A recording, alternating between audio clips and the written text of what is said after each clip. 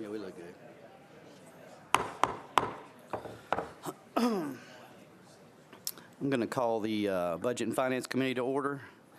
We've got quite a thick docket today, so we want to go ahead and get started.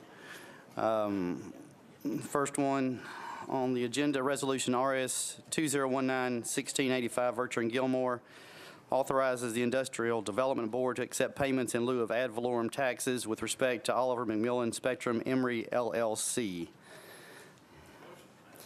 Got a motion and a second? Any discussion? And we already have a list lining up here.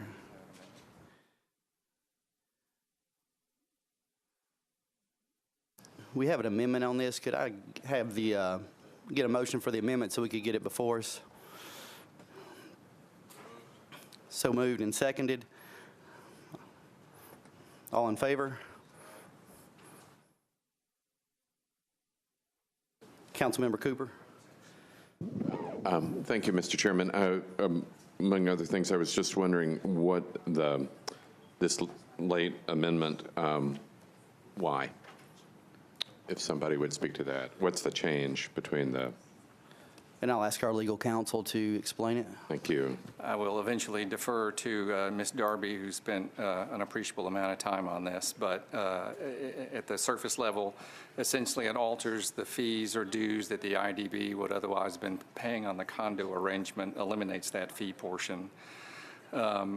The cessation of the subtenant's use, of Metro's use, was refined to specify that it's the cessation of activities as defined within the lease agreement is what triggers the increased payment amounts that would happen after that.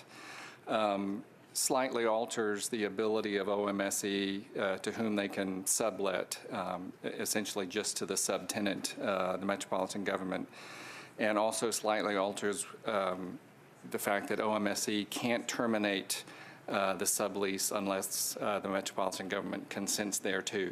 But I would be doing a disservice if I did not ask Ms. Darby to verify that description. Well, they all sound like important additions. Thank you very much. Then this will be listed under the abatement section in the CAFR. The pilot will go into our property tax abatement. Ms. Darby, could you come over to the table so anyone watching at home could hear what you say? That would be a question for finance. Okay, all right. Yes, Councilman, it would be in that footnote. Yes. And so in that footnote note in the future for the next 20 years, what will be the annual abatement list number? You know? There will be no taxes. Well, it's no taxes, but it's always listed as what they would have been. Then it would still be listed as what they would have been. Well, what would that be? Perfect. You got to exactly my question. Thank you. I don't think that the tax value is known yet because the building is still under construction, and that would be a question for the assessor's office to determine, to project that number. Okay. So, all right, but so we can basically fill this out with a blank, so to speak. Shouldn't there be a number or an anticipated number for what the annual abatement cost would be? Are you talking about in the CAFR or in the agreement? Well, either. You'd be putting it in the CAFR from the agreement. Right. We'd be putting it in the CAFR based on the assessed value at the time. So to Margaret's point, until the property is assessed, we wouldn't have an amount to put into the CAFR and until it's completed, there wouldn't be anything to abate. Okay. Well, just in terms of process, it would seem like if, people need to know if the size of that abatement because it goes on that formal list. Before tomorrow night, would it be possible for someone to have a estimate? Maybe there's somebody from the... Yeah, all we can do is ask the assessor. Yeah. Okay, but you can see my puzzlement because it's going to be listed for a significant amount, and it would be useful to know what that is, though obviously it's going to a nonprofit doing worthy work. Thank you very much.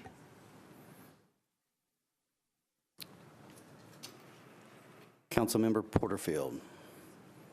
And she is out of the room. Councilmember Henderson.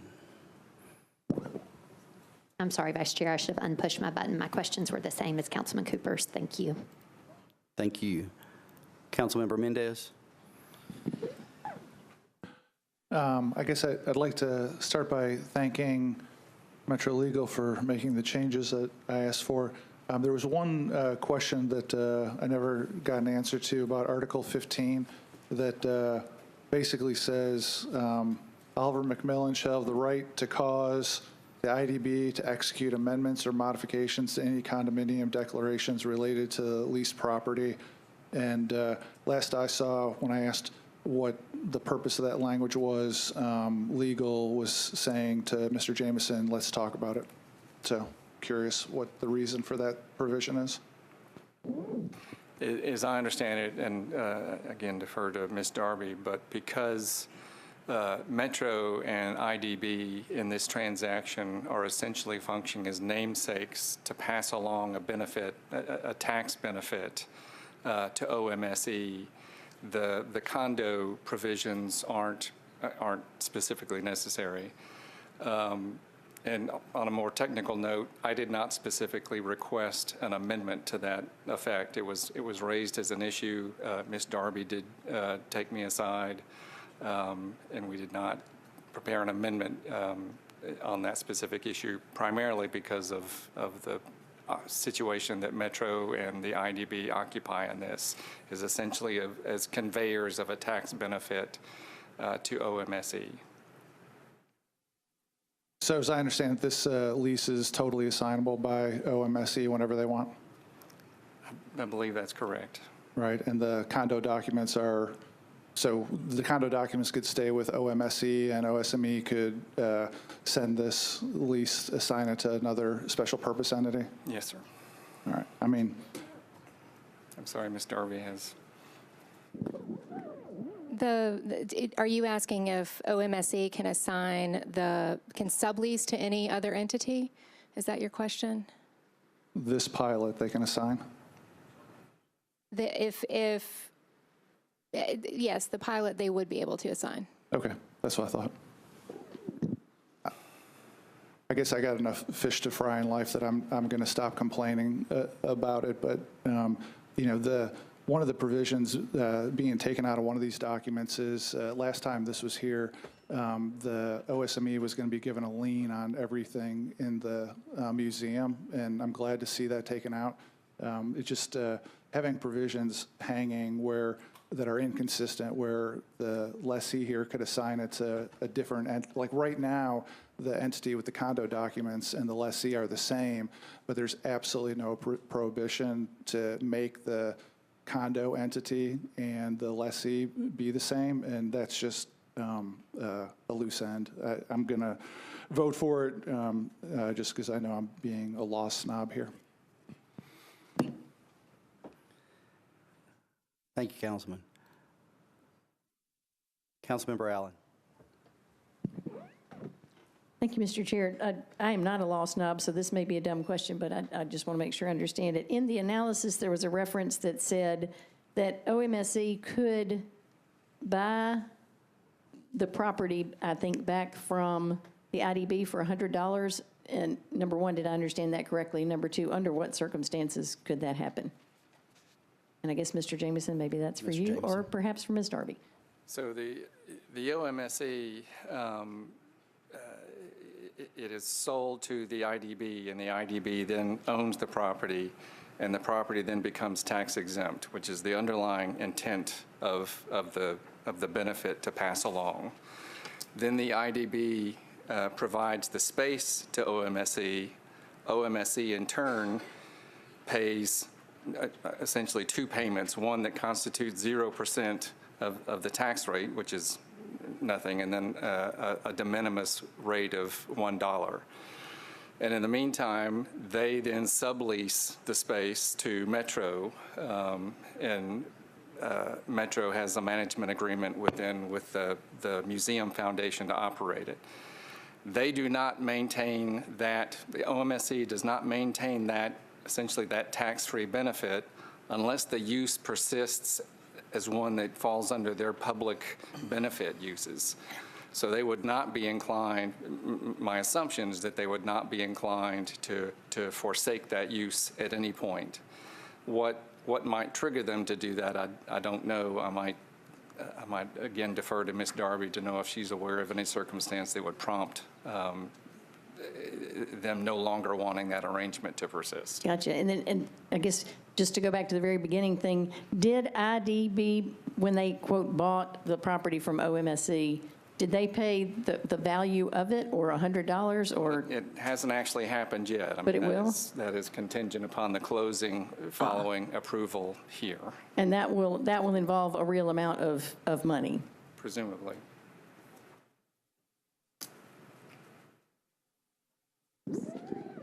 It's just going to be a transfer of the ownership of the museum unit in the condominium. Okay, so there's not some big amount of money No. that is being paid to them that they then return with $100, so? No. That's just a nominal fee to have something there. Okay, thank you. Thank you.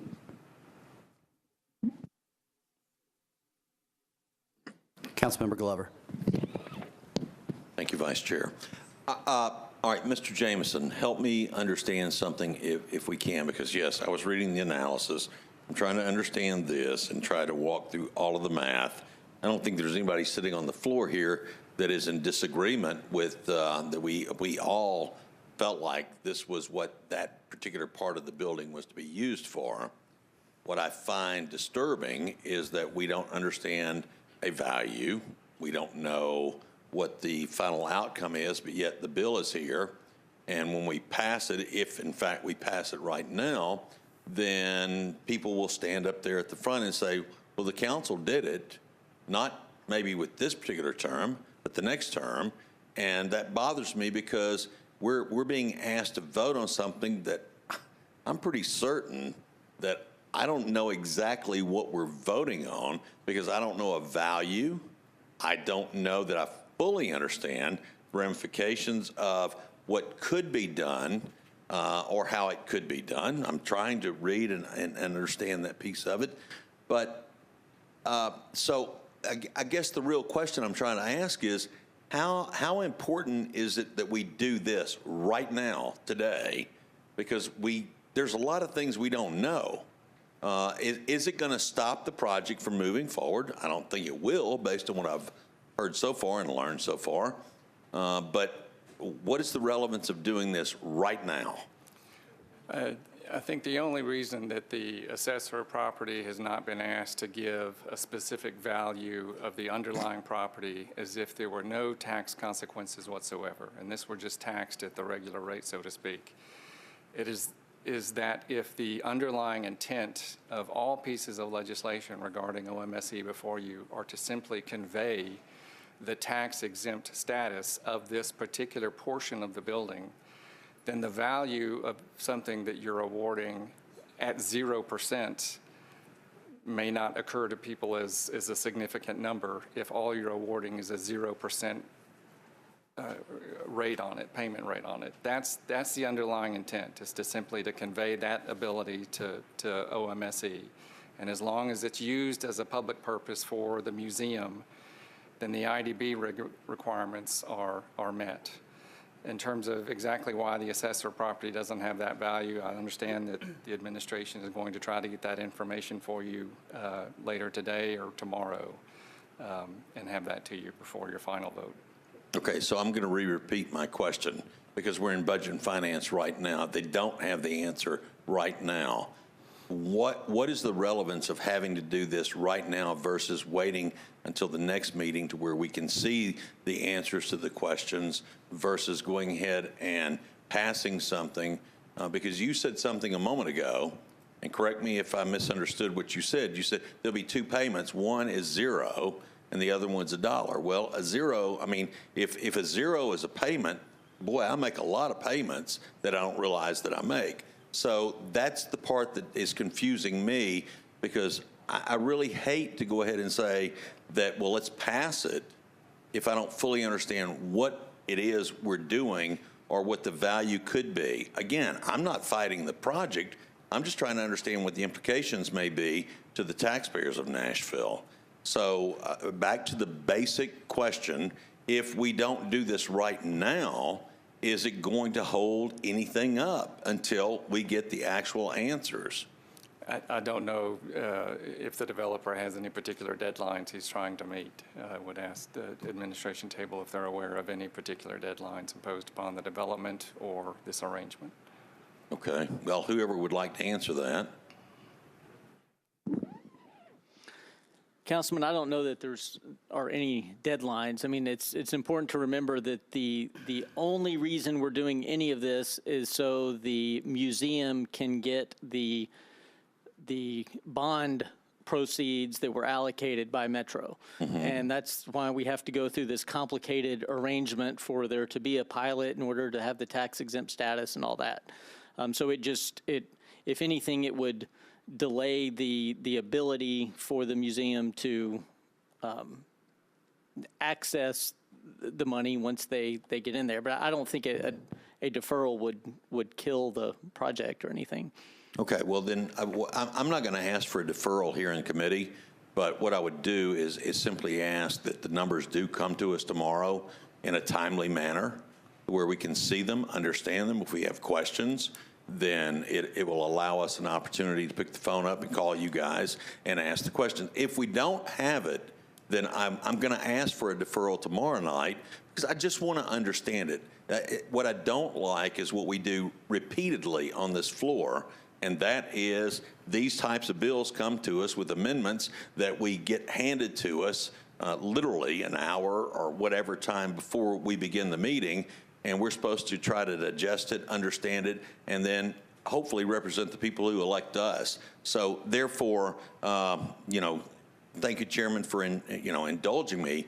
But I just want to be clear that tomorrow night, if we don't have the answers on this, I will ask for a deferral, and I would hope that we don't get a fight on just asking to defer it for one meeting until we do actually get the numbers.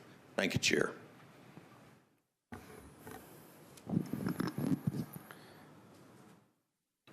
Councilmember Cooper. Thank you, Mr. Chair. Very quickly, and I appreciate our Law Director, John Cooper's comments. If he would go over quickly how it is that the bond proceeds are getting to the intended beneficiary through this, just if you would just elaborate on exactly what you said, because I think it's important to hear a little bit about the process, because that's what this is all about. I think I can do this correctly, but I know Margaret can.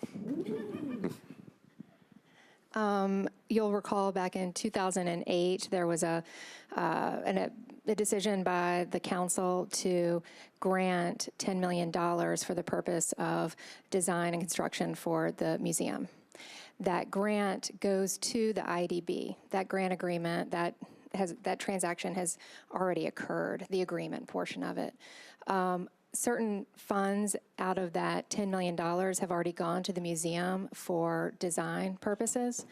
I believe at this point it's the remaining money that is for construction and build out that remains to go to them. Those funds go to the IDB that then have an agreement with the museum to give the money to the museum. That's the way it currently stands. Okay, and very quickly, what's the balance that this, in effect, you're saying releases? $4 million range. Okay, so 6 was able to be transferred prior to this agreement, and so what is it about this agreement that allows the transfer of the 4? Okay, and then is there any other value that is coming to the museum? Not for Metro. Not from Metro, even from the sale of the site or the sort of the original deal in 2015. The promise to make the space available. But really, this is all footed back not to the 2015 transaction, but to the 2008 transaction. Correct. Okay, all right. I was hoping that they would have more, of course, but all this goes back to something that predated the sale of the site. That's correct. You'll recall back in 2008, the original intent was for this museum to go at the location where the Tennessee State Museum is now. So just to be clear, there is no value from the sale of the site that is being transferred to the museum? Well, the promise of the use of the facility. So there's an additional value that's coming to the, Just the use of the space. but I thought that was being, that's what the $4 million is for. The $4 million is for the build-out of the space. Okay, so, and that goes back to 2008 with the original 10 million. Yes. Okay, so what value from the sale of the site in 2015 is coming to the museum? So if I can remember, part of the transaction or part of the deal, for lack of a better word, was that the developer had to make space available on site for the museum, a certain minimum amount of square footage as a built-out shell. So they had to do 42,000. I think that it's actually bigger than that, but somewhere. So that is value that the museum received indirectly from Metro because this space was being made available to them. Then the bond grant that you're talking about is for the actual design and build out of that space and for acquiring exhibits. They've been in the process of doing that as well.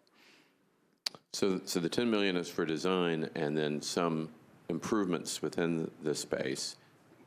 Okay, and so the space from the sale of the building, is that documented anywhere? Is that kind of shown how much value there is? Because I think, again, if I can, not only the assessor's view of the value of the pilot, but also the value coming to the museum from the two transactions would be extremely useful to know. There is nothing in the agreement from 2015, if I remember, that has a value. There was I remember in the analysis, I used a number that was provided, I believe, by the developer, either developer or the mayor's office, for what they estimated that value would be. But there was nothing in the agreements that specified that. Okay, so it's a gray area a little bit for how much value is transferred. I don't think they knew exactly what the value would be at the time. With the it was value, estimated. with that transfer from the sale in 2015.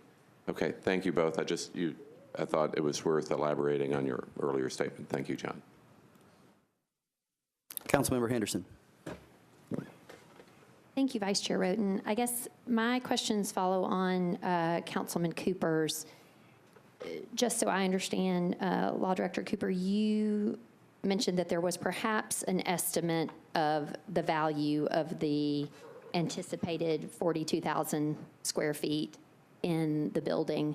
I guess, my concern comes in, wanting to make sure that the museum is in a good position, but also recognizing that this city sold extremely valuable land for a pittance and predicated that sale on the fact that we were going to give space to this museum.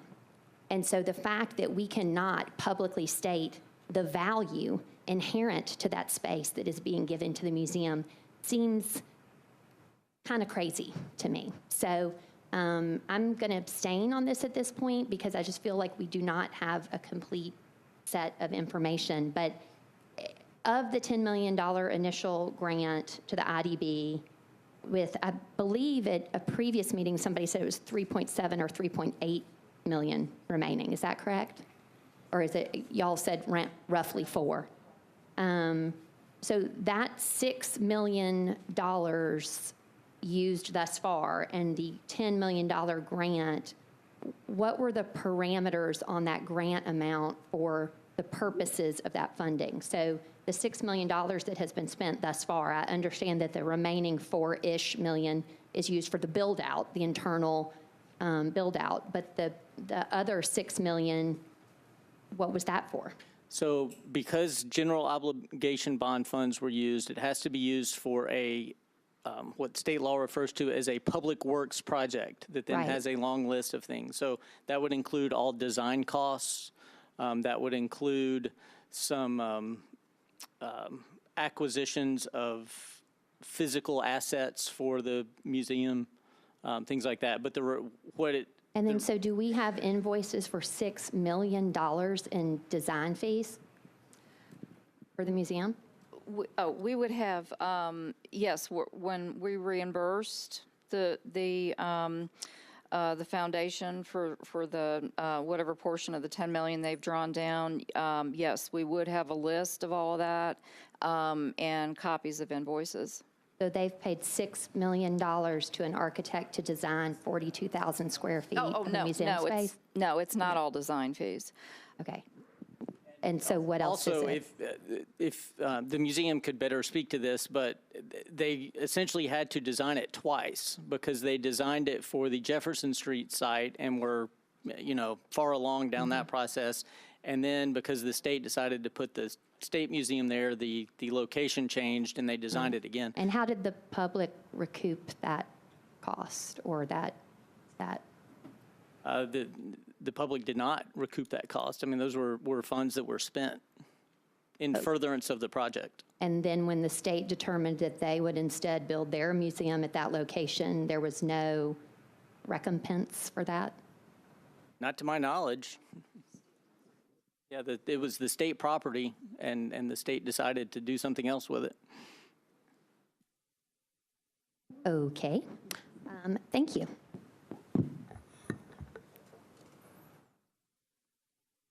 Seeing no one else wishing to speak, we have already voted on the amendment, so we are now on the bill, RS 20191685. All those in favor, say aye. Any opposed? I'm going to abstain where he gets on the floor tomorrow night. All right, let me get a show of hands for everyone in favor. 2, 3, 4, 5, 6, 7, 7, 4. All those opposed? And all those abstaining? 2, 3, 4. Okay.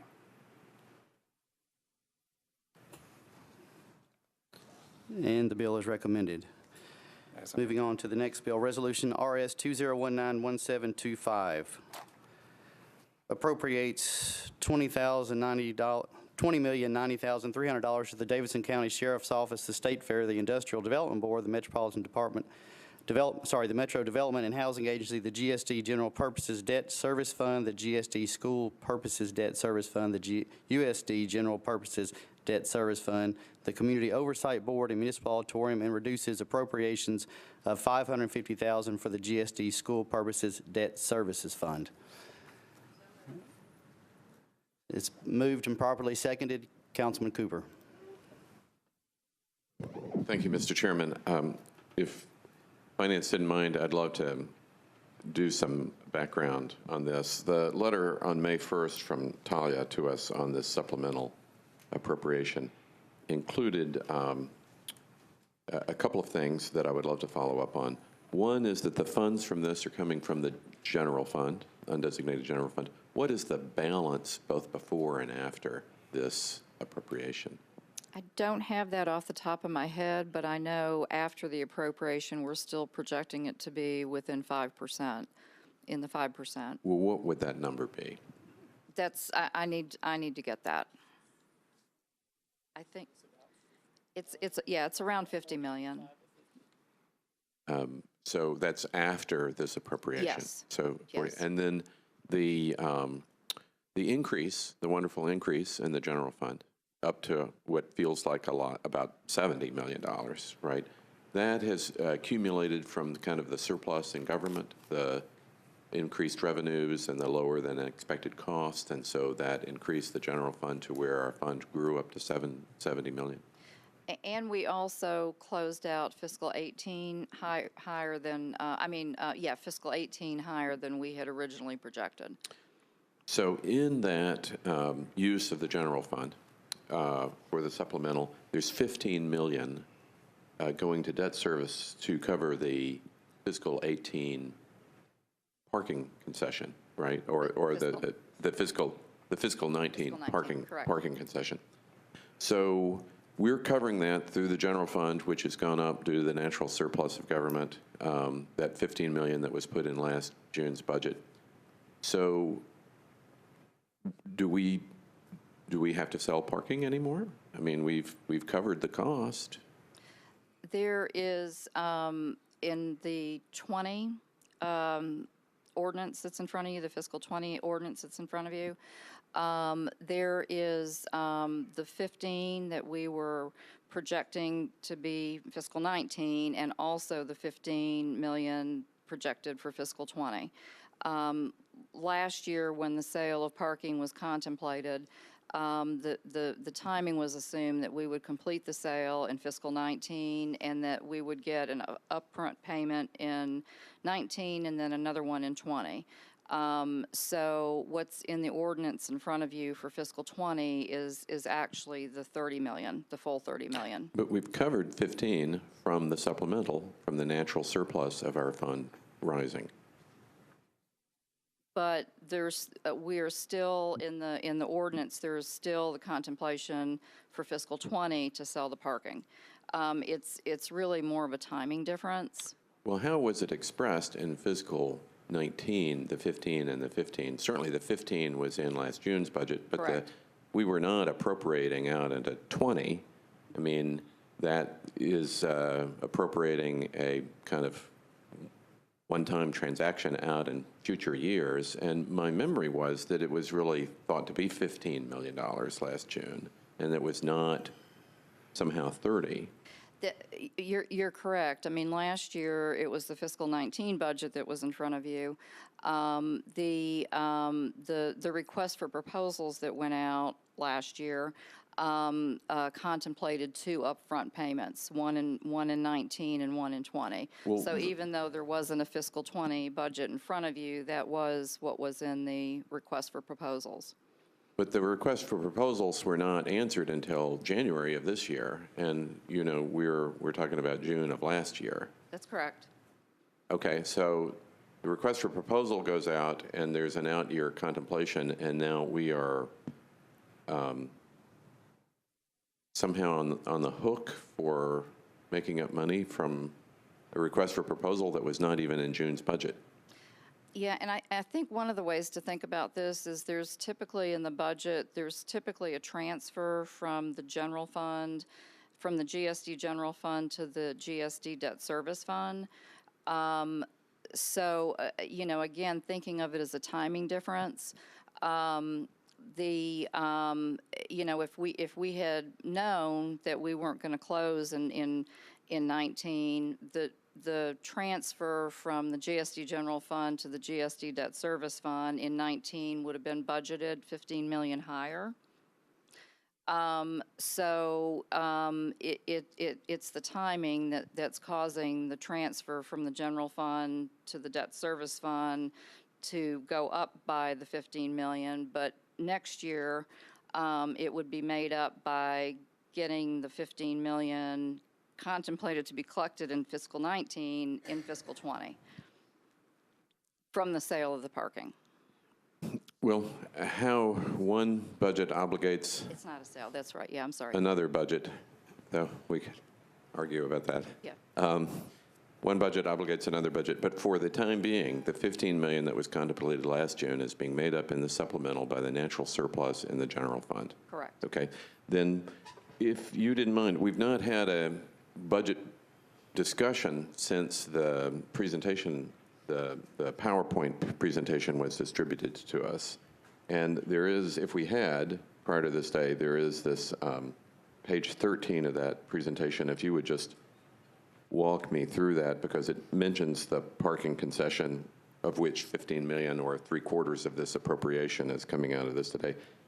And there's a box that says, including non-recurring revenue in the GSD debt service of 30 million in upfront parking concessions, of which 15 is being paid in this supplemental.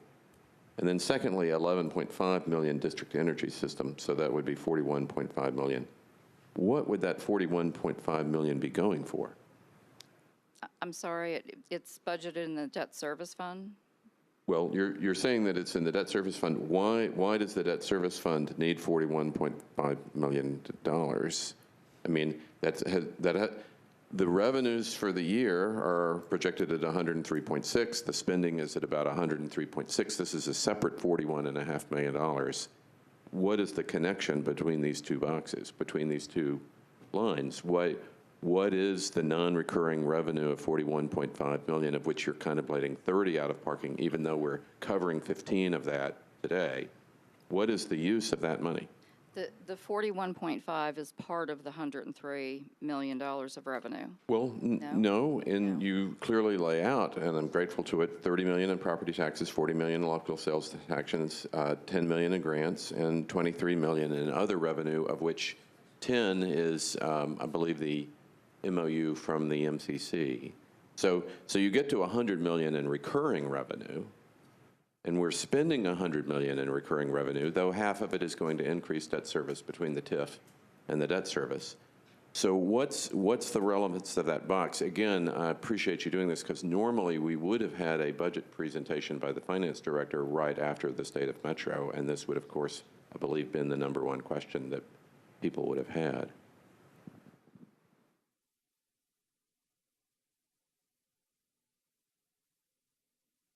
Yeah, Councilman,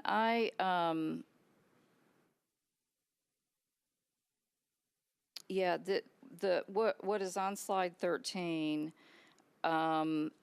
is showing that the 41.5 million is included in the 103 million. I think where the confusion is. I'm sorry, it just isn't, because 30 plus 40 plus 10 plus 23 gets you to 103 million. Right. I think where the confusion is, there is some in the all other that is that all other is a net number of some other revenues that are going down. So I need to get you the detail on that. Oh, yes. Okay. Yes, because you can see, particularly with the 10 million, I mean, grants and contributions, that's going to fluctuate the 23 million. Initially, I didn't believe it, but if you've got $10 million from the Music City Center, then you're really talking about an available line there. But how the 41.5 connects with this is, I think, a deep question that everybody in the council is going to be quite interested in. And then if you're covering the 30 from the supplemental and the 15 from the fund balance, I think that gives a whole nother perspective on the proposed sale of the parking, that you've already covered the 19 underage. Now, if you have other underages, I think we need to talk about that. I understand recently the Charlotte Avenue sale fell through, for example. Did it not? The 7.4 million, that's gone ahead despite the environmental concerns? We have a contract in place for it, and the environmental issues are being worked on. They're being worked on? Yes. So any underage there would appear to be material. And then, Mr. Chairman, thank you. These are these basic questions on this, and I'm sure there'll be many other questions. But again, with this huge issue in the county about parking being $15 million, and then it's being covered by the fund balance, then the pressure to do the parking, I think, to the community will be appropriately kind of puzzled that if we're covering what that number was, then why are we plunging ahead with it? Thank you. And we'll get you the detail on that slide. Oh, thank you. Tomorrow. Sure. Councilmember Allen.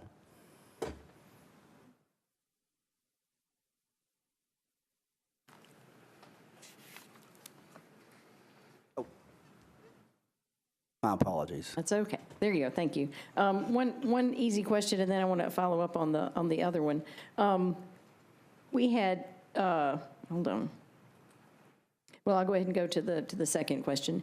The previous discussion referring to the $15 million for parking, the list of uses that I see does not break out where that is coming from. Could someone on the table explain where the $15 million for parking is in this list that shows the sheriff's office, the state fair, the IDB? How did we get to the parking in that? Yes, ma'am. It's on The first section, there are actually 3 numbers. It's listed as GSD debt service, schools debt service, and USD debt service. Gotcha. So, Okay, so that's that Yeah. 11.6, 1.4, and Yes. 2.0. yes, And you're saying those 3 together yes, is what's being called the 15 million? yes. And that's being moved basically from one place to another? From the GSD general fund to the GSD debt service fund. Gotcha. And is that the interfund transfer that we're doing in the resolution below that we're selling interfund transfer notes for? No. No, So Yeah. in this case, we're just moving things from one fund to another, and we can do that? yes, with council authorization. The tax anticipation notes aren't really moving funds. It's more of a borrowing of cash from one fund to another that gets paid before the end of the fiscal year. Okay, so that's just a timing issue. This is an actual transfer of funds? Yes. With council approval? Okay, ma'am. thank you very much.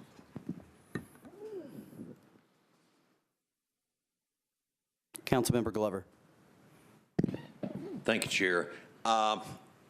I don't think anybody can really answer the question I'm going to ask, because I think some of the questions when I read the analysis, we discussed it in the meeting prior to this on TIF.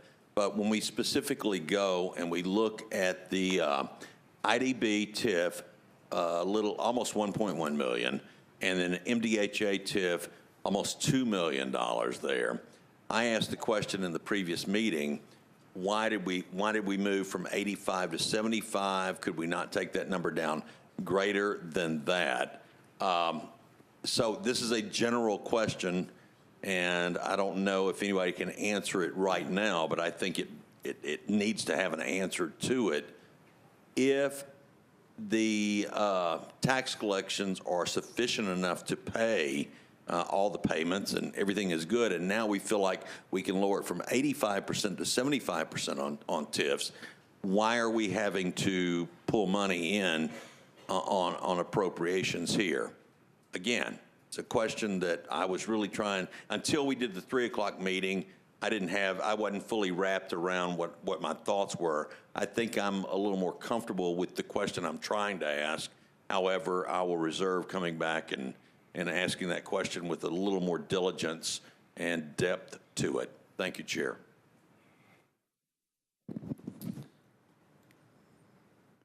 Councilmember Mendez. Thanks.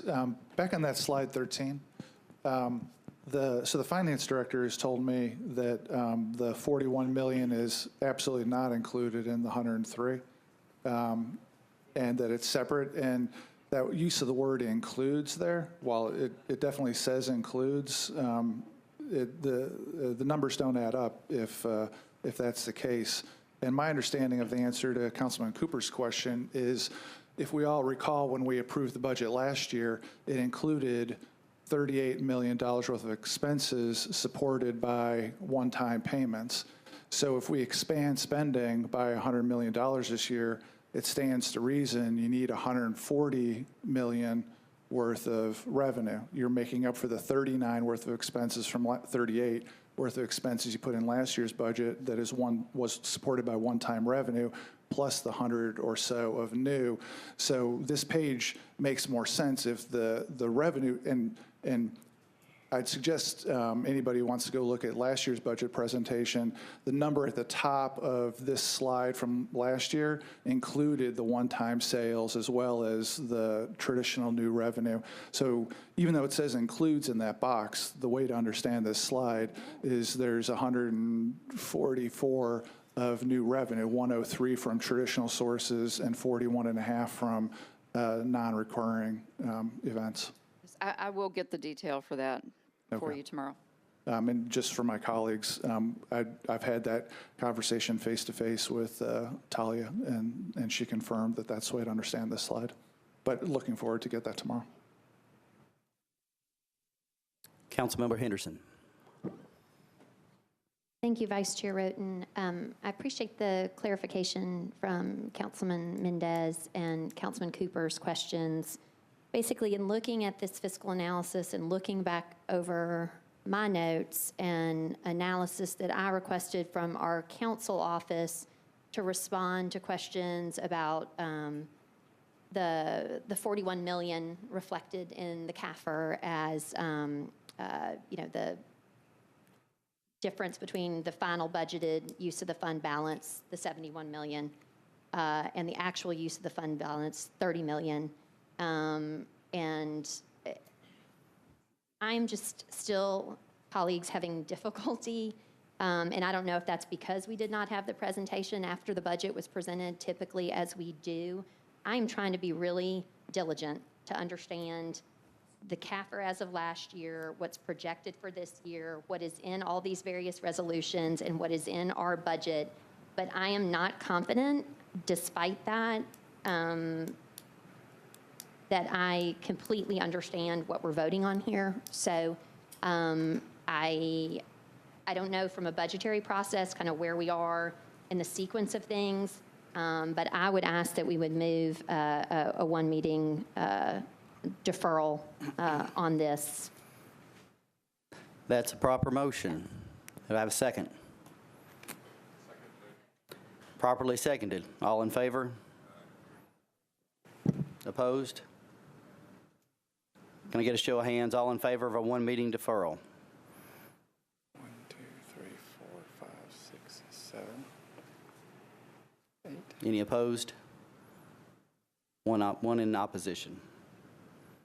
It is deferred one meeting.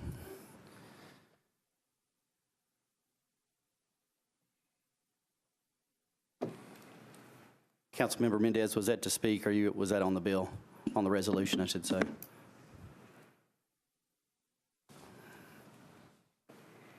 Next, Resolution RS 2019-1726, the Administrations Act, that this get deferred one meeting to track with the budget. So could I get a motion to defer for one meeting, please? Properly seconded. All in favor? Any opposed? And you defer one meeting. RS 2019-1729 approves an amendment to a grant from the Tennessee Department of Children's Services to the Davidson County Juvenile Court for a safe baby court to serve at-risk children. Can I get a motion? Properly seconded. All in favor? Any opposed? You recommend. RS 2019-1730 approves a grant from the National League of Cities to the Office of the Mayor to participate in the Cities Addressing Fines and Fees Equitably project to help cities assess and reform their use of local fines and fees and develop equitable collection strategies. It's properly moved and seconded. All in favor? Any opposed? You recommend. Resolution RS 2019-1731 approves a grant from PFM Group Consulting, LLC to the Office of the Mayor to provide technical assistance to counties seeking to reduce or eliminate their reliance on fines and fees collected through the criminal justice system while assessing the revenue and cost impact of the current system. See a motion? Properly seconded. All in favor? Any opposed? You recommend. RS 2019-1732 approves an amendment to a grant from the Annie E. Casey Foundation to the Mayor's Office to provide a culturally appropriate and significant community engagement plan and strategy for North Nashville equitable economic development. Motion properly seconded. All in favor? Any opposed? You recommend. RS 2019-1733 authorizes the Metro Department of Law to compromise and settle the personal injury claim of Jermaine Jacob against the Metro government in the amount of $20,000. Properly moved and seconded. All in favor? Any opposed? You adopt. RS 2019-1734 authorizes the Metro Department of Law to compromise and settle the personal injury claim of Patty Thomas against the Metro government in the amount of $13,000. Moved and properly seconded. All in favor? Any opposed? You recommend. RS 2019-1735 approves a grant from the Tennessee Department of State to the Davidson County Election Commission for the provision of certified voting equipment.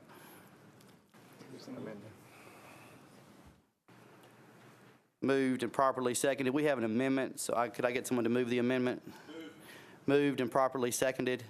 Mr. Jameson, could you explain the amendment to us, please? The amendment essentially attaches a signed version of the grant documents. It was unavailable previously. This is on the amendment. All in favor? Any opposed? Back on the bill. All in favor? Any opposed? My apologies. Councilmember Allen. You were booking, I I appreciate was efficiently trying. run community. I'm just asking, are these the machines that have the paper trail? Correct. Yes, okay. I mean, I think that's a great thing for us to be doing, so I'm pleased that the state is helping us out with that. Thank you, Councilmember. All in favor? Any opposed? You adopt. RS 20191736 approves a grant from the Tennessee State Library and Archives to the Nashville Public Library to provide access to and circulation of special materials formatted for individuals who are hearing impaired. Moved, properly seconded. All in favor? Any opposed? You recommend. Resolution RS 20191737 appropriates $850,000 in community development block grant funds to assist with construction of Phase 1 of Jefferson Street Park to be located at 1606 Jefferson Street in North Nashville. Moved and properly seconded. All in favor? Any opposed? You recommend. RS 20191739 approves a grant from the Tennessee Highland Rim Healthcare Coalition to the Metro Nashville Fire Department to purchase a tent and enclosed trailer, both with HVAC and large-scale events. Moved, properly seconded. All in favor? Any opposed? You recommend. RS 20191740 approves a grant from the Tennessee Highland Rim Healthcare Coalition to the Metro Nashville Fire Department to provide suicide prevention training for staff members. Moved and properly seconded. All in favor? Any opposed? You recommend. RS 20191741 approves a grant from the Tennessee Highland Rim Healthcare Coalition to Metro Nashville Fire Department to fund the purchase of wireless connectivity for the ambubus. Moved and properly seconded. All in favor? Councilmember Glover. Don't. I just was going to add, I don't know that I fully understand what the ambibus is. It was a simple question. It's not relevant. Thank you. All in favor? Any opposed? You adopt. RS 20191742 approves a grant from the Tennessee Department of Safety and Homeland Security to the Metro Nashville Police Department for specialized motorcycle enforcement on Tennessee roadways. Moved and properly seconded. All in favor? Any opposed? You recommend. This is a late filed resolution by Chair Lady Vercher. Approves a grant from the Tennessee Highland Rim Healthcare Coalition to the Nashville Office of Emergency Management to fund the purchase of portable emergency lighting for large-scale events. Moved and properly seconded. All in favor? Opposed? You recommend. Bills on second reading. BL 20181320 by Mendez approves amendment number 8 to the Rutledge Hill redevelopment plan. Moved and properly seconded. Council Member Mendez. Thanks. This is one of the bills that I had up last fall. Given the new legislation, I would like to, and it relates to tax increment financing, I'd like to move to defer this to the first meeting of July to get the new legislation an opportunity to get rolling. That is a proper amendment, properly seconded. All in favor? Any opposed? You adopt for a deferral for one meeting. I'm sorry. Second. First meeting in July. My apologies. BL 20191598 amends the Metro Code to establish a fleet schedule for low or zero emissions vehicles owned by Metro government.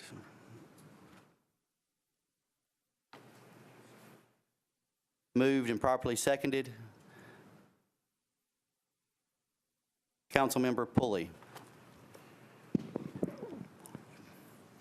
Yes, Mr. Chair, I have a couple of questions, and I'd like to ask, I believe the appropriate place for these questions would be General Services. We got somebody here from GS. General Services, you're recognized.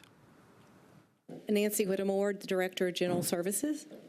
Okay, Ms. Whittemore, I just want to ask you a couple questions as it relates to this, and I'll first start with, are you guys doing anything currently toward what you see the goals of this legislation accomplishing?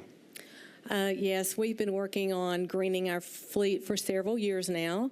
And if you look at the size of our fleet, which is 3,592, about 6% of that is either low emission or zero emissions.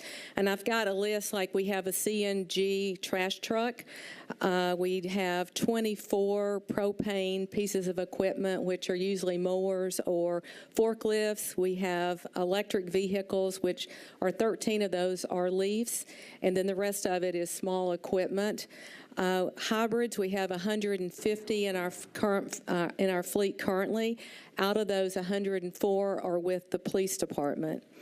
We've increased our low emissions or zero emissions on an average of 16 vehicles per year, and that over the past 6 years. Okay. You manage the fleet. What's the percentage of emergency vehicles that are in the entire fleet? Is that 46? Yeah, 46% are emergency vehicles. Okay. All right. So the impact, I believe the legislation excludes emergency vehicles, but I did see an amendment by the sponsor that has something in there that has us looking at it over a 5-year period. Mr. Bullitt, we're going to have to take up an amendment in just a minute, so you're Okay. correct. All right. So I just want to see if we've engaged anybody with the police department or anyone else. One of the things that concerned me when I first saw these hybrids or electric vehicles with respect to pursuit vehicles is, do we have hybrids or those kind of vehicles that could sustain the same kind of performance? And in looking into this, it looks like there may be some of those vehicles out there that do give us the same kind of performance. So just wonder if we've engaged the police department on maybe getting involved with us on some kind of a pilot program or something here. I actually Stacy Wall, who is the Assistant Director for Fleet Management, he and myself, we made some phone calls this afternoon. I did talk to Chief Drake with the police department. There's $3 million that have been allocated from 4% to replace light fleet, and out of that, there's 24 pursuit vehicles that we will be working with the police department on ordering those, and I think we were looking at SUVs anyway, and so we approached them and said, would you consider hybrids? And so Stacy has sent the specs to them this afternoon. They'll be looking at that, but said they were open to this opportunity and felt like it would be something they could consider. We also contacted the fire department, and there are 4 pursuit vehicles that are on the list for replacement. They are open to the hybrid SUV, and we contacted the sheriff's office, and they have 1 pursuit vehicle, and they're open to the hybrid SUV too. So that was all good news. We work closely with these departments throughout the year and are always looking at opportunities for greening the fleet, and so it sounds like these folks are open to that opportunity. That's good news. Now, I want to get to a little bit of the fiscal impact of this. What's the cost to maintain versus the upfront cost of the vehicles that we would be looking toward putting in the fleet here? Okay, if you, the way the ordinance is written for electrification, we felt like, and it also low admission, but in order to obtain the goals, we felt like we needed to look at electrification early on so that we wouldn't be catching up in the end. So if you look at electric vehicle cost, to achieve the 2025 goal, we would need to purchase 197 of those vehicles. The cost of the electric vehicles would be almost $6.9 million. The infrastructure would be over $1 million. Maintenance costs would be $133,960, and warranty would be $394, which would be a total of $8.4 million to meet that 2025 goal. Then you would see the 2030 goal would be another 8.4. When you get to 2035, you're looking at 16.8 just because you have to go back to the replacement. So that would be on the electric vehicles and meeting those goals. If you want to look at the difference in purchase cost, let's see, for a gasoline, let's just take a compact, gasoline engine compact would be $15,765. A hybrid would be $24,000, and an electric would be $35,000. Now, on these other two, we have contracts in place, and we're using those contract numbers. On the electric, we're using retail. We know that there's incentives and other things that are offered throughout the years around these cars, but we went with what we knew was the retail today. So if you look at the delta between the hybrid is around $8,000, and the delta between the electric is around $19,000. On the hybrid, we think that we can, over the life of the vehicle, that 10 years, we can break even. Hybrid is about $6,000 difference when you look at it's $8,000 on a compact, but over the life of the vehicle, with the fuel savings and the maintenance, we felt like we could break even. On the electric cars would be the environmental benefit you get from that. And when you say the environmental benefit, you mean we'd really be putting more money into this than, as you described, somewhat of a wash over the life of the vehicle with the hybrid? Over the life of the vehicle of the hybrid, yes. Okay, all right. So let me make sure I understand that. So the $8.4 million that you referred to earlier to meet the 2025 goals, would that be spread out over the 5-year period? Yes. Okay. And where are we currently with the fleet? Are you up to speed? Are you in arrears or behind, or do you need? Tell me where you are in that regard. On the currently on the fleet replacement plan, yes. Is that what you're talking about? So on the fleet replacement list right now, we have 1,296 pieces of equipment or vehicles that need to be replaced. Out of that, just for information, 631 of those are pursuit vehicles. It would cost us around $85 million to replace all those. And that's what you have currently on the list now? All right. Now, if we pass this bill, we would have to back it up with the kind of funding that you just described in order to make it work. Is that correct?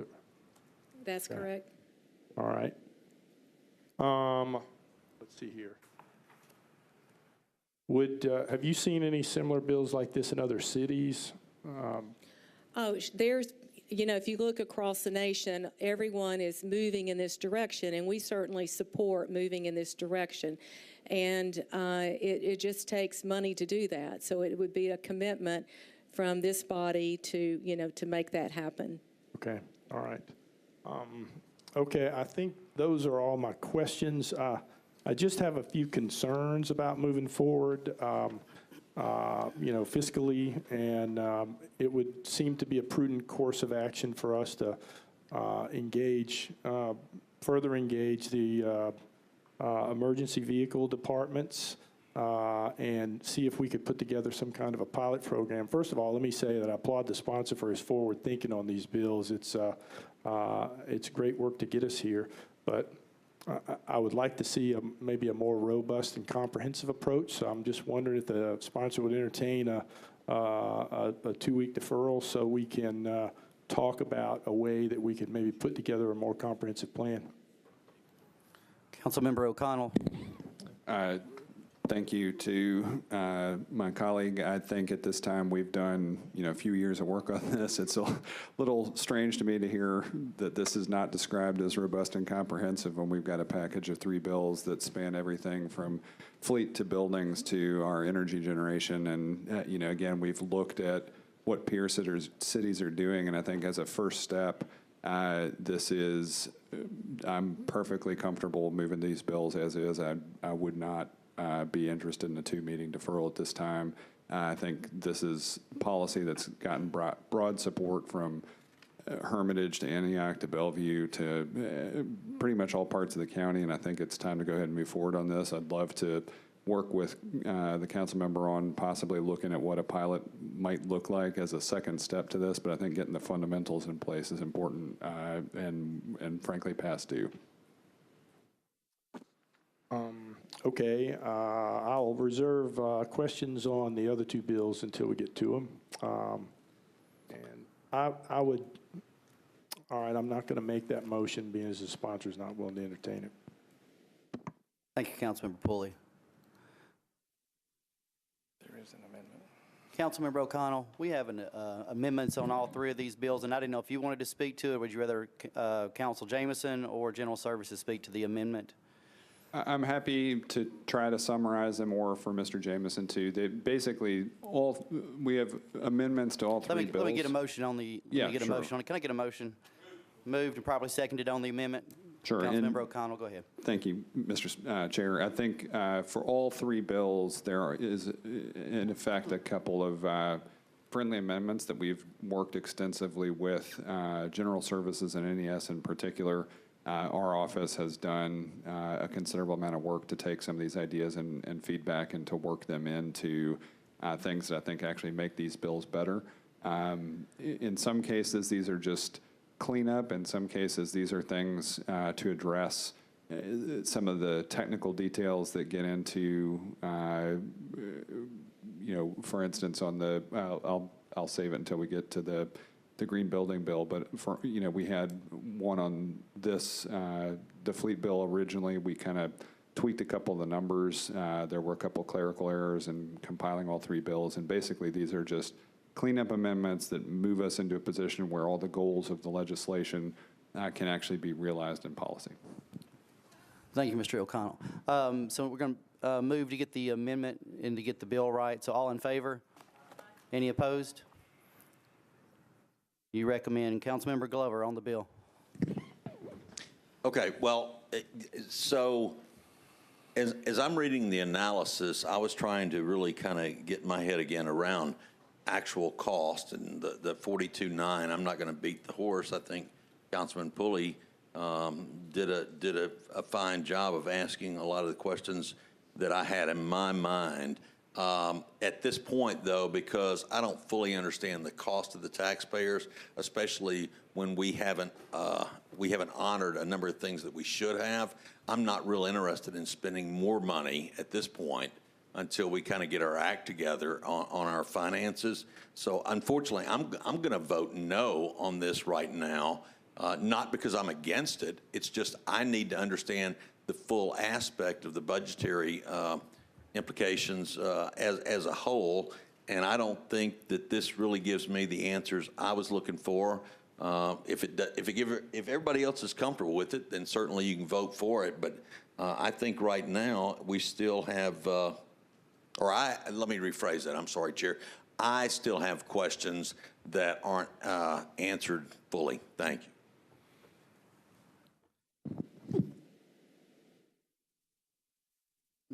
Councilmember Allen.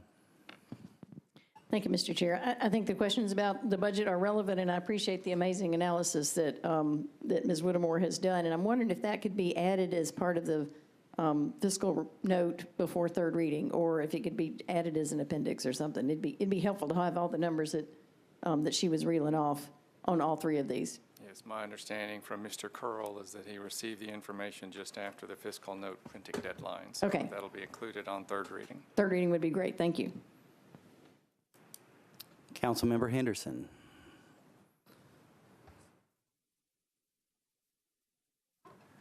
My apologies. I've got you hanging out there. There you go. Thank you, Vice Chair Roten. I concur with Council Lady Allen. That would be great. I was taking notes quickly, but to add that to the fiscal note would be helpful. Director, you had mentioned, and we see here, the annual fuel savings. And best I understood from your remarks that you figured the hybrid vehicles would be a break-even prospect. That's correct. But I guess my question comes in the fuel savings obviously are higher for the all-electric. So you're saying fuel savings annual estimated at 417 versus 220. I recognize it's not just about the fuel, but as far as kind of life of the vehicle, and at present now with a typical conventional engine, and I recognize some vehicles last longer, some don't last as long, but you project what to be the life of a typical vehicle in fleet? Of the electric vehicle? No, just a typical gas. 10 years. 10 years. And from a maintenance standpoint, do you reassess that? I mean, your analysis or your planning is based on 10-year lifespan. But if a vehicle's doing perfectly well, year 11, year 12, we're keeping that vehicle, or are we automatically, I just like to understand that fleet management a little bit better. We are not automatically replacing that vehicle. We look at we prioritize those, and the ones who are meeting higher mileage, the 10-year or vice versa, then we would look at that and make decisions. But if the vehicle is not a high-maintenance cost vehicle, then we retain that in the fleet. And if you look at our fleet now, I mean, that's exactly what happens, and a lot of that, too, is because of the lag in the replacement funding. Okay, so lag in funding, but also, I mean, respectfully, also just, it's still a perfectly functioning vehicle, year 11 or 12 or 13. But what I'm saying is we have some vehicles that are much older than that in the fleet because of that. Okay, Yes. I appreciate that. And then I guess my other question was the difference between infrastructure required on-site for Metro at our facilities for an electric vehicle versus a hybrid vehicle. So electrical assumption being they all have to charge, there's a certain number of stations and so forth. Hybrid, the assumption if the fleet has a larger hybrid component, there's kind of a ability to rotate through that, and you're not going to have a charging station for every single vehicle. Can you speak to kind of the planning in that regard? Well, to be honest with you, I mean, we have the infrastructure will depend a lot upon the availability of resources in Nashville, for example, with mechanics and that kind of thing, and what we would have to do to our garage, if anything, to upgrade that for electric vehicles. You have training, you have things that mechanics would have to be engaged in order to be able to work on these vehicles.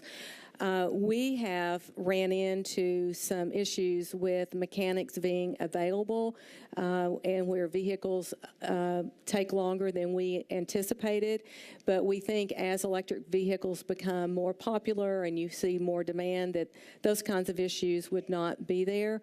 But on the charging stations, it would be identifying, you'd have to do planning around this, but identifying where those vehicles would be, how many charging stations you would need. As we've built new buildings, we are always putting in charging stations. I think at the police headquarters and life safety, how many 16 total charging stations there that probably won't be used anytime soon, but we were looking into the future. So that there would have to be some real planning on strategically where you would put that infrastructure and how Metro employees would use that. I appreciate that. And then my last question is about the maintenance piece. And I know that, things change, to your point, as more people adopt these kind of vehicles. There's more people who know how to work on them. But as far as the complexity of, a hybrid vehicle versus an electric and the cost of repair, so the fiscal note includes annual fuel savings, but is there like a maintenance savings or an increase related to the type of car that it is? So like conventional engine versus hybrid versus electric, over time, what's the maintenance? We have that information. projected He's just getting maintenance? it for me.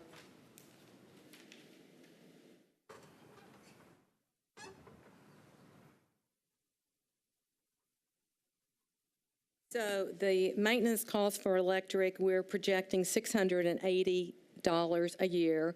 On electrics, it's $707. And then for a mid-size gasoline engine, that would compare to that hybrid would be $804. So your maintenance costs are pretty even. Okay, so the maintenance on a conventional engine is 804. Right. So the maintenance costs are lower, and fuel cost is lower on both hybrid and electric That's vehicles. correct, yes. Okay, I think that's worth noting, colleagues. Yes. Okay, thank you so much, appreciate it. Thank you. Councilmember Glover. Sorry. There you go. All right, so just out of curiosity, Mr. Jameson, we're not going to get the new analysis fiscal note on this until third reading, which I think also strengthens why it wouldn't hurt us to wait on voting on this. But is this particular bill, or these bills, excuse me, that are coming up, are they amendable on third? No, these aren't. That's what I thought. So we're going to get something after we go ahead and vote on it right now that may have an impact on what we think and how we think about it, but we're not going to have the opportunity to let that actually kind of weigh in on the way we end up our decision or what we think, or if we feel like improvements could be made. Am I analyzing that pretty accurately? I don't know what the committee's about to do. No, I mean, okay, I just don't understand. Well, let me rephrase it. I just don't think it would hurt for us to wait to do it. But as of right now, I'm going to vote no. And anyway, can we ask to have it re-referred into the committee in order to talk about it? But will that even do any good if it goes ahead and passes tomorrow night on second? It's an appropriate motion to have it re-referred to the committee. But will it have any impact if we're already on third? A committee could still make a recommendation. It could make a deferral recommendation on third, which would then be binding upon the full floor at that meeting. Okay, thank you. Were you making a motion or were you not? I didn't really come up with the solution where it sounds like it makes a difference, so I don't really think it really matters. Thank you. Councilmember Mendez. Do we have a motion to approve it as amended? We are on the bill to approve as amended. I'm sorry, that was it. I didn't, it's been so long, I didn't remember whether there's a motion. We're on the bill. All in favor? Any opposed? Show of hands, please. All in favor? 2, 3, 4, 5. All opposed? 1, 2, 5 to 2. You recommend.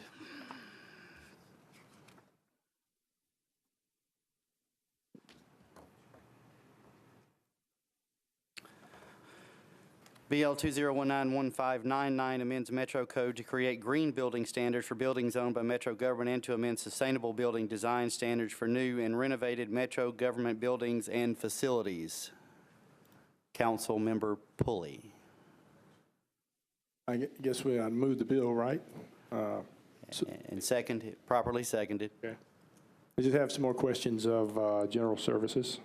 If we could, on this one right here, if I could get Councilmember O'Connell, move the amendment. We've moved, properly seconded. I'll move the amendments. Properly seconded. Councilmember O'Connell, if you could explain what we're doing on this one. Let's see, this one, so basically here, after some discussion, we already have an existing green building standard in the Metro Code of Laws.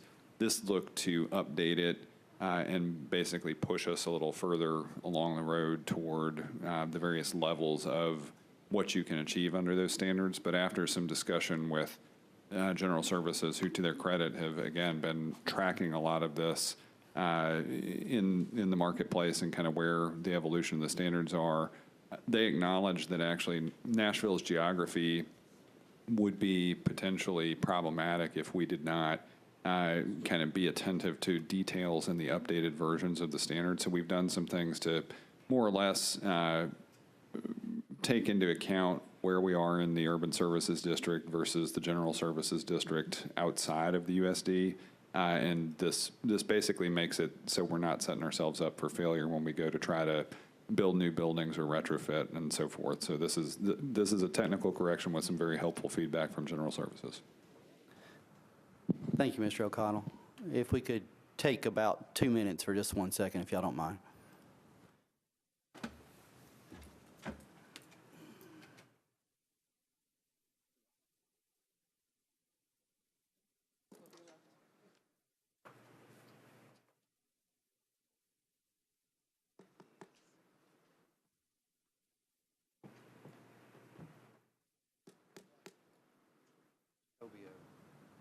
Get out the back. I hope she didn't go for long.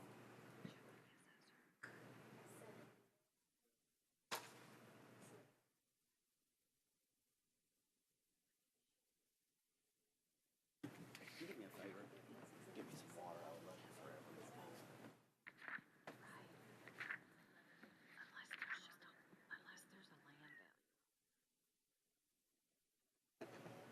Trying to drink extra water.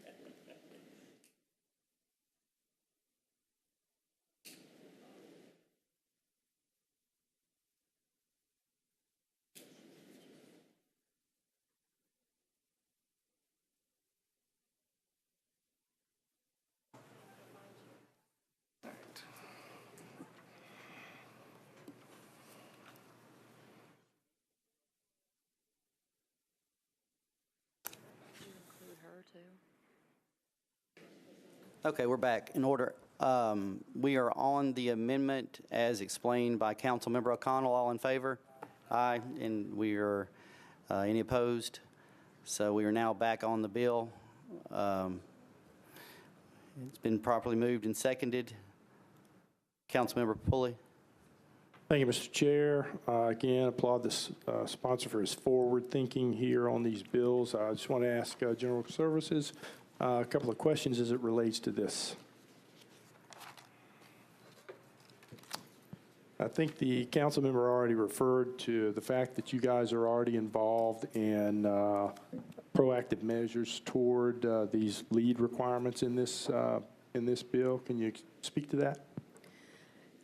Over the last 10 years, I guess, we have built 21 LEED certified buildings. 1 is platinum, 8 are gold, and 12 are silver. The police headquarters and the Family Justice Center, we haven't received the certification yet, but we're tracking silver on that particular building. So we've always been committed to this process and to certifying our buildings. At least we always strive beyond silver. Now, not in all cases can we do that, but we're very proud of the progress we've made. So you've got silver. Can you achieve gold on all your buildings? You mean under the? No, I mean it's so when you look at the LEED points, there's about 110 points that are available, and every building or every location is not going to get the same points or even be on a site that would allow you to get those points. So because of the new version, which is LEED point 4, it's more rigorous now than it has been in the past. And so to accomplish LEED Gold on every building would be, we would certainly strive for that, but I don't know that we can do it. We've had conversations with Councilman O'Connell, and that's one of the reasons he made the adjustment in the amendment to the ordinance or to the bill.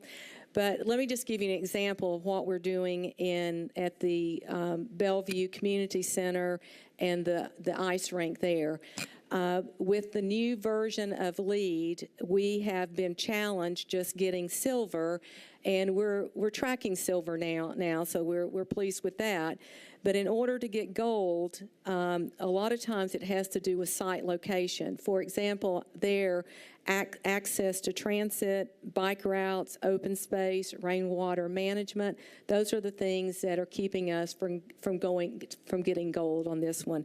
We also, because of the ice rink, the type of facility that you're building also has an impact on what certification that you can obtain. And for this particular one, because of the ice rinks in it, we're losing, I think, 6 lead points on that, where normally we would have those points, but because of the refrigeration and some of those things, we're losing some energy points there. So it depends on your site, the type of building, the occupancy, on how you achieve those points. So moving forward, you don't think you'll be able to achieve gold standard on all the buildings? We certainly hope we can, but if we can't, we would be reporting back to you all on what those challenges are and why we couldn't do that. Okay. Do you manage all the buildings in Metro? No, no. What's the percentage of the buildings you manage? I don't know. I know we have around 100 buildings that we manage. So we have several departments that we don't manage their buildings: water services, parks, the fire department, public works, Head Start, libraries, health, the sheriff's office, all of those. Now, we manage a couple of libraries and a couple of community centers for parks, but overall, and a few fire stations too, but overall, those departments manage their own facilities. So as a percentage, how many do you think you? I don't know. You don't know, but all those other departments manage their own buildings. Okay. All right, let's talk about the fiscal impact of this bill. Can you help me understand what that might be? We have projected that going from lead silver to lead gold under the new version of lead, that it would be a 2.5% increase on construction. So that would be our projection there. If you look at the retrofit section of this bill, it talks about a 9% retrofit for facilities. And what we did is we took our general services facilities, and we took the 9% of that and came up with the things that you would need to do to retrofit, which would mean doing an energy audit on the building, LED upgrades, HVAC equipment, and retro commissioning are the things that we thought that you would need to do to just get to that, to meet that goal. And our projection, and I have to say that this is truly a projection, that it's $64 million, and that would be over the life of that, over that 10-year period or whatever that period is. So that $64 million speaks to the retrofit component of this. That's but the 2.5% increases in construction costs of buildings moving forward. It's new construction. Okay. Is that? Do you think that's a clear and complete picture on your part of the fiscal impact of this? Well, one of the things with the strategic energy management plan that General Services would be responsible for, we've worked with Councilman O'Connell on moving that date out to July of next year, but we feel like we would need a consultant to come in and help us with that energy plan. So the answer is no, you don't have a clear and complete picture of what the fiscal impact is yet. And do you think over time you would with that consultant? I would think so, yes. Okay, all right. I don't have any further questions. Again, I arrive back at the same position I was earlier. I know the councilman's been working on this for quite some time, but we've only had it before us a couple of weeks. And, you know, it seems to me like there are some things that right off the top of my head are concerning to me. We've got a strategic plan being mandated on somebody who doesn't even manage all the buildings in Metro. And we don't have a clear picture of our fiscal impact here moving forward. You know, I just think that we could put some time in this a little more and take a little bit more of a deep dive into these and the answers to these questions and come up with a better bill. So I would be in favor of something like that, but I'll leave it up to the sponsor.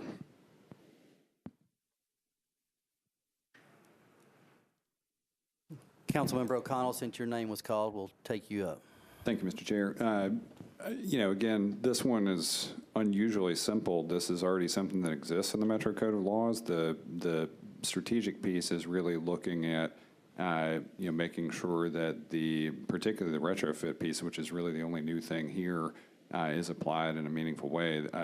Unfortunately, I think that conversation, that question and answer, lacked also some of the long-term savings that come into this. We were focused primarily on construction costs, which, while that is a part of the fiscal note, having a modest upfront cost on new construction or retrofit construction costs gets paid off over the life of buildings that we expect to last 25 years or more. So I think ultimately this bill is actually a responsible governance bill, in addition to the fact that it actually makes our overall buildings not just healthier, but also more energy efficient. So again, I think this is one where this has been on the books for more than a decade.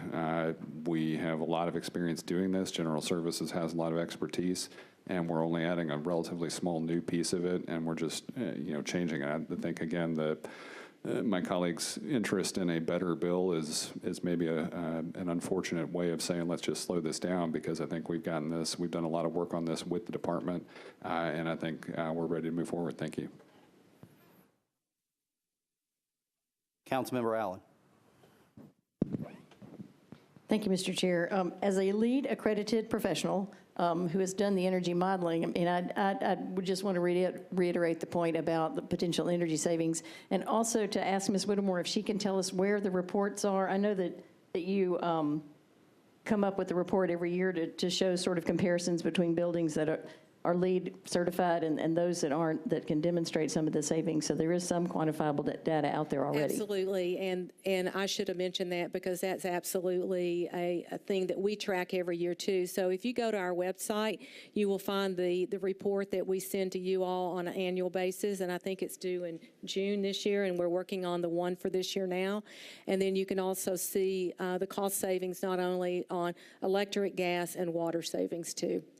Great. So all three of those utilities. Yes, and if you want us to send the link, we can certainly send that to the council office so they can send that to you. That would be helpful. Thank you.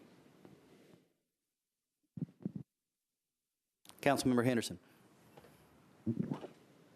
Thank you, Vice Chair Roten. I think I just want to clarify for purposes of the discussion that the initial bill as drafted was kind of aspirational and working toward platinum.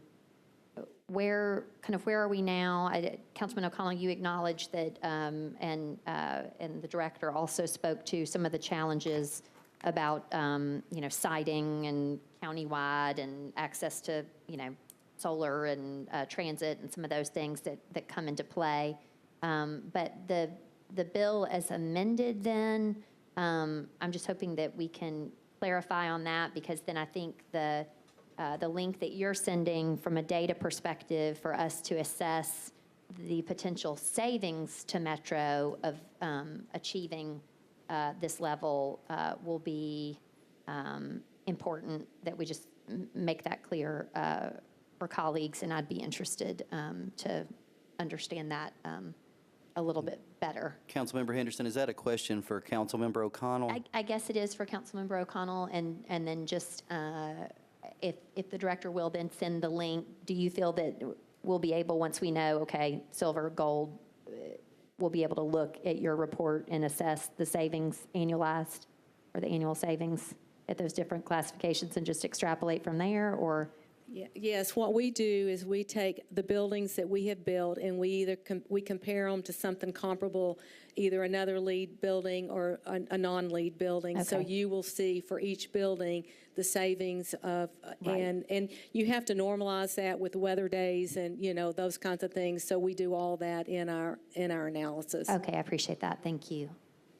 So that's clarified there, and then I guess my question to Councilman O'Connell was just if he could reiterate the language of the amendment as it relates to, as previously drafted, the platinum, gold, the silver, and just clarify that a little for the committee. Councilmember O'Connell, you're recognized. Thank you, Mr. Chair. And thanks. That's important clarification, because, yeah, we did look at, okay, we're doing LEED silver countywide right now and have been for quite some time. This one basically shrinks it and says, let's dial it up to gold in the urban services district, and leaves it at silver elsewhere. Did that answer your question, Councilmember Henderson? Seeing no one else in the queue, we are on the bill as amended. All in favor? Any opposed? You recommend. BL 2019-1600 amends the Metro Code to establish a renewable energy standard for the Metro government. Get a motion? Moved and properly seconded. We have an amendment on this as well. Can I get a motion? Moved and properly seconded on the amendment. All in favor? Any opposed? You are, we have, did you want to speak on the amendment or on the bill? My apologies. I was going to let him talk to it, but we will, 1 second, let me get him.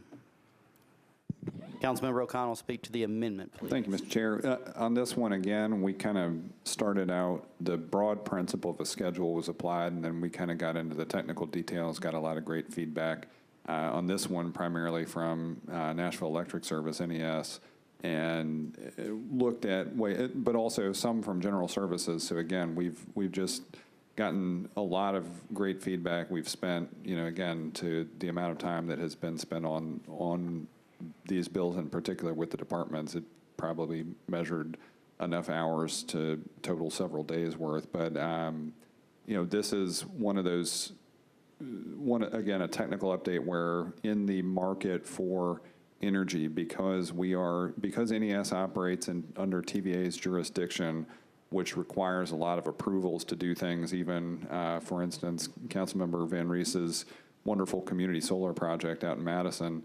That is only a 2-megawatt facility. We've got a lot of land. I know Councilmember Hall and I have talked about the potential for some of the former landfill sites that he's got in District 1, where we have potential to do that. That requires a lot of TVA approval.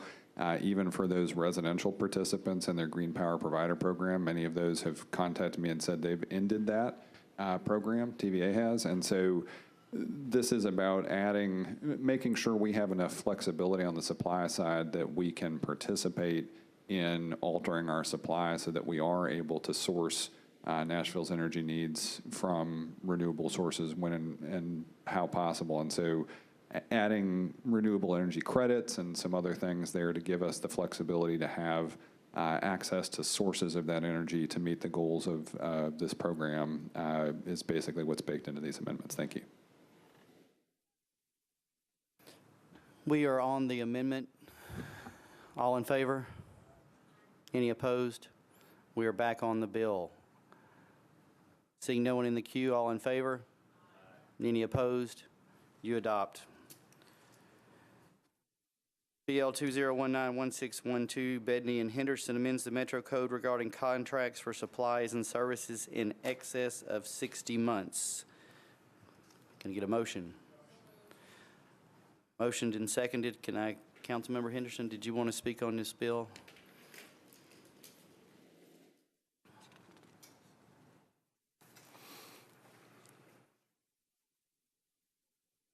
There you go. Sorry about that.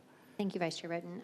I would be happy to entertain any questions. I think we've had a lot of scrutiny or attention on our procurement process and multi-year contracts about which certain assumptions are made, and over time that just kind of has led to some problems. And so this, to me, looked to be putting some parameters and just a little more clarity into the process as it relates to renewals and extensions. And so with that, I would request your support and happy to answer any questions. Thank you. Seeing no one else in the queue, all in favor? Any opposed? You recommend. BL 2019-1613 amends the Metro Code pertaining to annual reports from tax increment agencies. Moved. Properly seconded. Councilwoman Mendez, did you want to speak on this? I'm looking for you on the, thank you. That helps me a lot. Thanks. So this is the first of 4 TIF-related bills.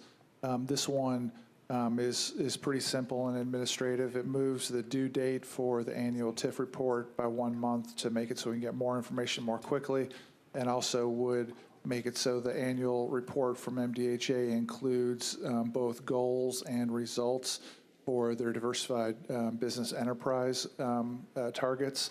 And it was a unanimous recommendation from the TIF committee. Thank you. Seeing no one else in the queue, all in favor? Any opposed? You recommend.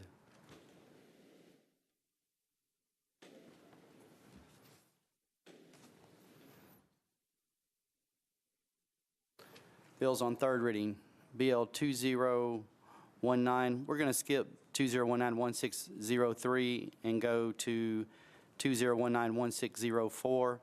Approves the execution of an amended and restated agreement with respect to the development and operation of the Museum of African American Music, Art, and Culture. And we have a proposed substitute and my alerted counsel, which it's moved and properly seconded. I've turned to my alerted counsel, and he is not. Oh, look, here he comes.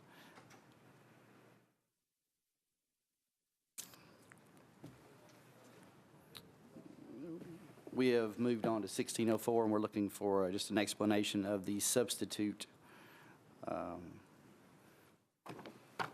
The substitute on BL 2019-1604, it's at your amendments packet beginning at page 75. Really two small changes. Revises the reference to the Museum of African American Music, Art, and Culture by deleting the reference to art and culture.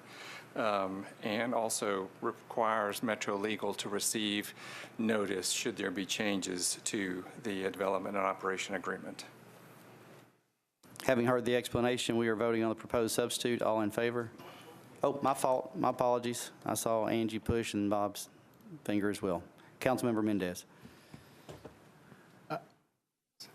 Mike, one of the questions I had on this one is this document has defined terms of development budget and a defined term of plans.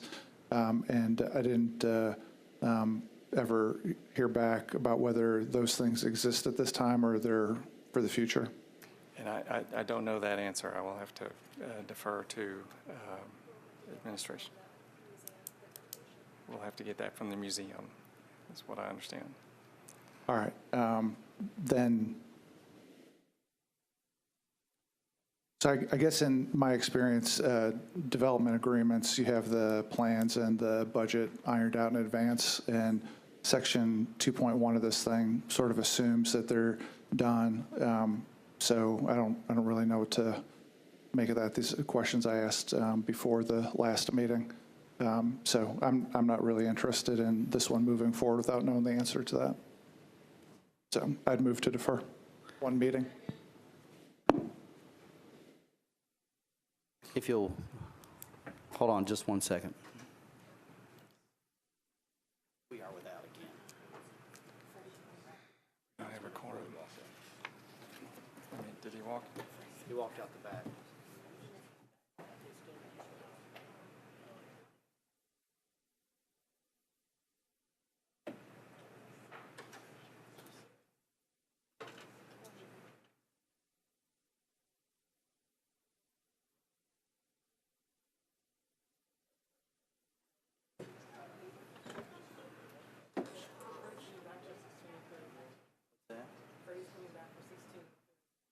Yes, you text him. Okay, good.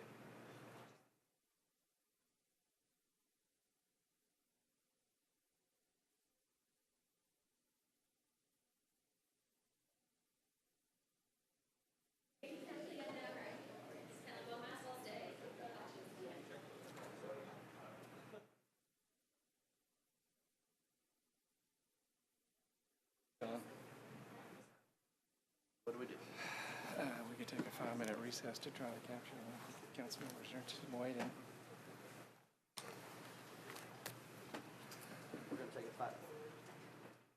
We're going to take a 5-minute recess. We'll be right back.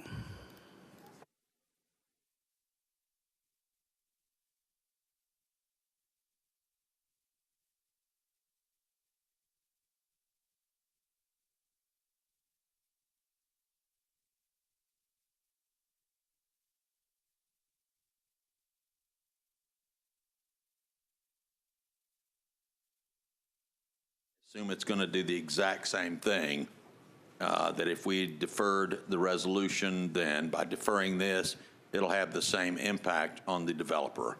I just am asking for clarification, please. Does someone from the administration know anything about this, or is this the?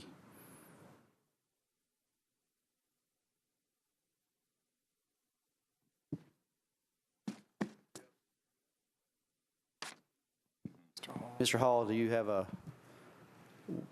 We are on 1605, 1604 and 1605, both dealing with the African American Music Museum. One was deferred for a meeting, and we have a question on whether deferring these would affect anything going on at the development. So that's what we're trying to find out. Joe Hall, 217 Fifth Avenue North, Suite 200, 37219, representing Oliver McMillan, Spectrum Emory, the developer of the project. The core and shell of the museum is complete, and the museum is prepared to begin construction of the interior space. You heard from Mr. Hicks a couple of weeks ago. They're ready to get started, and they can begin that work right away. And so approval of these in a timely manner, ideally this week, is most advantageous to the museum to stay on track. So, Mr. Chair, so because we didn't defer, there were a couple of us who basically abstained on the vote in order to get it on the floor tomorrow night to hopefully be able to see some numbers or whatever that we're going to be given tomorrow. Does this have the same impact that if we don't go ahead and move these to the floor for them to be voted on as in third reading tomorrow? Is it going to have the same impact as basically deferring the resolution? Now, I would assume that tomorrow night we do not have to defer. We can move it forward. Well, not under rule. Over the recommended deferral, I will turn to my learned counsel and let him tell me if we can override this committee's recommended deferral. If there's a suspension of the rules, otherwise, with a committee recommendation of deferral, it's to be deferred. Yeah, is that Rule 24? 23 and 24. 23 and 24, yeah. So I just want to be cautious. If we're gonna defer it, I think we're setting it up that perhaps tomorrow night, if two people are going to raise their hand saying no, we're going to defer it. I just want to understand the full impact of what deferral will actually mean. Mr. Jameson, could you describe how 1604 and 1605 possibly work together, and how, if they need to move together, and by us not moving them, how that would affect us? Well, these two bills respectively, one is just the development and operation agreement, and the second one is the sublease that was contemplated in the resolution that began your agenda today. And with respect to what potential problems there are for the development and his financing package, we just don't have that information. But a deferral by the committee is ordinarily binding on the full floor, absent a suspension of the rules. Councilmember Mendez, I guess you were the one that made the motion. Would you like to reconsider that so we can discuss that tomorrow night on the floor, or before tomorrow night? I apologize. Go ahead, Councilmember Mendez. I'm under the impression that the one we talked about earlier in 1604 and 1605 do all work together. And maybe since Mr. Hall is here, the open question is in the on 1604, on the development agreement. It uses defined terms of plans and development budget, and talks about those things being approved by the IDB. Right now, we don't have any information about whether those things exist or don't exist, have been approved by the IDB or not approved by the IDB. Mr. Hall, would you like to answer that? The next step after council approval will be to go to the IDB. The tax exempt status has an extraordinary impact on the museum. it can't begin construction before then. It has to have that status, or again, it has an extraordinary tax impact on the museum. Thanks. I might have asked the question badly, and you might not know the answer, but the development agreement has got a defined term, development budget, capital D, capital B, and a defined term plans, capital P, plans. And the question that we don't have an answer to is whether those things exist at this time or not. And you might not know the answer. I do not know the status. All right. And so I don't think 1604 we already moved to defer. It would be unusual to have a development agreement with nobody knowing whether plans or a budget exist, or having known that they've been approved by somebody to make sure the development contemplated actually works. That was the reason for the motion to defer then. And if there's financing urgency, I get it, but it would be weird to have a development agreement with no known plans and no known development budget. And on 1605, I guess I'm sticking with the motion to defer if my colleagues feel strongly. We only have one more member in the queue to speak, and that's Councilmember Henderson. I'll let her speak, and then if anybody else wants to speak, I can sure let them talk. So It was just in support of the motion to defer so that 1604 and sorry about that. Apologize. so those are tracking together, and we're getting the answers that Councilman Mendez requested. I mean, this is a referral on third, correct, to get further answers that we did not get as a committee.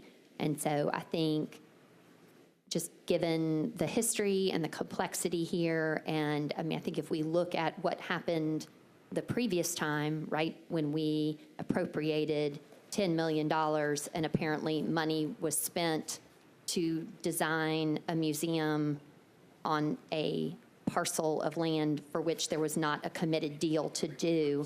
Like, I think it's incumbent upon us, colleagues in Budget and Finance, too often we get into this position where it's like we leave some blanks in these deals and we get the assurances that everything is fine, and then it comes back to bite us. And so I would like to see us making sure that all the I's are dotted and all the T's are crossed, and for that reason, I support the motion to defer. Okay, so we have deferred 2019-1604. We have a motion to defer 2019-1605. There was a proposed amendment on this, and I was going to turn to Mr. Jameson and see if we needed to put this amendment or vote on this amendment. That way, if between now and tomorrow night there was some urgency and we were all informed that there was an urgency, that we could move forward tomorrow night with the amendment, having a recommendation on the amendment coming out of this committee. So that's what I would like to do if possible.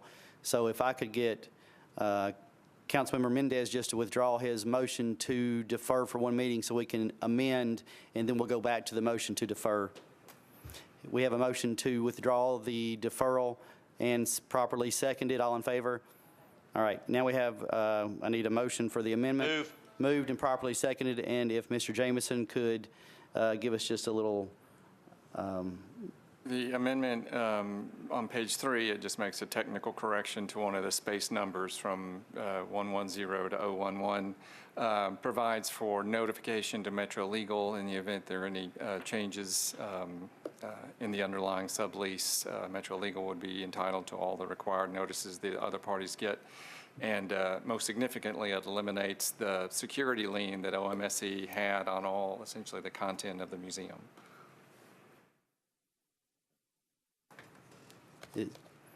Did you want, Councilmember Glover, did you want to speak on the amendment? No, it's just once the amendment passes, I would like to. Okay, so we are on the amendment. All in favor? Aye. Any opposed? All right, now we are back on the bill. Councilmember Mendez, are you wanting to make your motion to defer? So we have a motion properly seconded to defer for one meeting to run with 1604. Second. Properly seconded. Did you want to speak on that? Just very briefly, I just want to make sure that we all understand that in the event we get the answers and we're comfortable with it, and we don't get the answers at 3 minutes before we start the actual meeting, then if we so choose, then Mr. Jameson, I want to make sure I'm clear, then the sponsor could ask to suspend the rules. If two of us don't object to that, then it could go ahead and be brought to the floor, and if need be, we could go ahead and pass it. Am I correct on the procedure? That is correct. Thank you. Thank you, Chair. Thank you. Seeing no one else in the queue, all in favor? Any opposed? You recommend a one-meeting deferral on 1605. We had one more bill, which was 2019-1603, which is Councilmember O'Connell's, and it's my understanding he was going to, we now have a letter from Councilmember O'Connell. Amazing. We are 2019-1603 provides for the designation of public property within specified area of downtown Nashville as a temporary special event zone during the time period between 6 a.m. on June 5th, 2019, and ending at 12 midnight on June 10, 2019, for the use of these areas in conjunction with the 2019 CMA Fest and related activities and events. Can I get a motion? Moved and properly seconded. Councilmember Allen. Thank you, Mr. Chair. I'm just wondering if we can get a fiscal note on what it's going to cost us to provide the security for that special event. I'm sure the administration is more than happy to help us out on that. Aren't you, administration? Please. Is this one on third reading? I don't. It's second reading, isn't it? Yeah. It's on third reading. A third, I'm saying. I don't think we'll have it before third reading tomorrow. I did inquire about 2018 expenses, and I can give you those figures. Okay. But let me pull those up. We won't know 2019, though. Yeah, thank you. Information from last year would be helpful. So,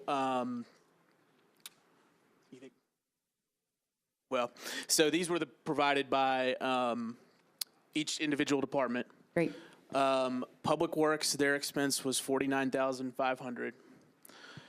Police Department was $674,800. That includes fringe and pension expense on their overtime. I think their overtime separately was $561,000 in that neighborhood. Parks had an expense of $12,020, but that was paid by CMA. And then the fire department had a $20,000 813 expense. That was labor and equipment. 20,000? 813. 813. 813. Yes. That's nice. Okay, great. 20,000. We like to be precise. I appreciate that. And Okay. I've got the breakdown of the labor and equipment if you need that. Okay, no, that's very helpful. I appreciate that. Thank you. Thank you, Councilmember Allen.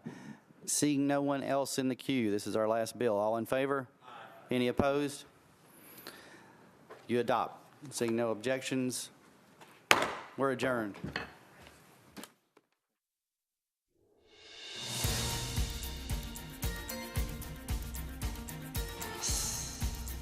This has been a service of the Metro Nashville Network. If you would like to see this presentation again, or for more information about this and other programs, visit nashville.gov.